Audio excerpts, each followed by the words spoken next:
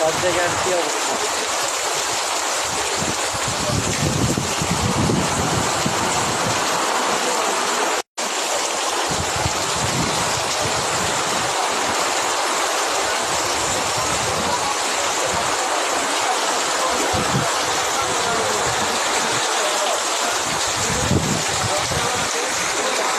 প্রচুর ঝড় হচ্ছে রাজবাড়িতে, তো সব জায়গার কি অবস্থা? এই রাত 8টার পর থেকে শুরু হয়েছে, জানি না আজকে আছি কখন শেষ হয়।